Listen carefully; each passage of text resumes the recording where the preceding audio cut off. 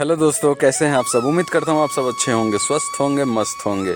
कहानी की दुनिया मॉरल स्टोरी में आप सबका बहुत बहुत स्वागत है। दोस्तों, आज आपके लिए बहुत ही मज़ेदार कहानी लेकर आए हैं, गरीब किसान की कहानी। तो आइए सुनते हैं दोस्तों आज की ये प्यारी सी कहानी। एक किसान था। उसके पास थोड़ी सी ज़मीन थी।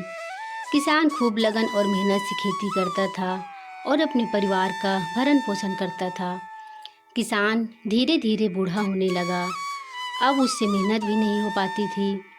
किसान का एक बेटा था जो अब जवान हो गया था, परंतु वह अपने पिता के समान मेहनत नहीं कर पाता था। एक दिन किसान ने अपने बेटे को बुलाया और कहा, बेटा, अब मैं बूढ़ा हो गया हूँ और अब मेरे हाथ पैरों में पहले जितनी ताकत नहीं रही। अब खेती का काम मुझसे नहीं हो पाता है।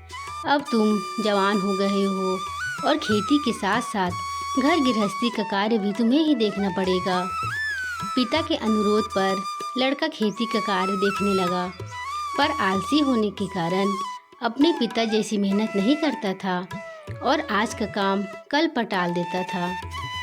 लड़के ने थोड़ी बहुत मेहनत कर जैसे तैसे फसल तैयार कर ली। जब फसल पक कर तैयार हुई, गांव के बुजुर्ग ने लड़के से कहा, बेटा, फसल पक कर तैयार है, अब जल्द ही इसे काट लो, नहीं तो किसी जानवरों या पंछियों के झुंड की नज़र इस पर पड़ गई तो इसे खा सकते हैं।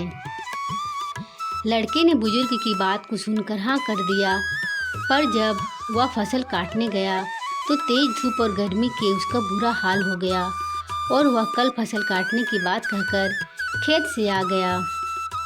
लड़के ने इसी तरह 2 दिन निकाल दिए और फसल नहीं काटी।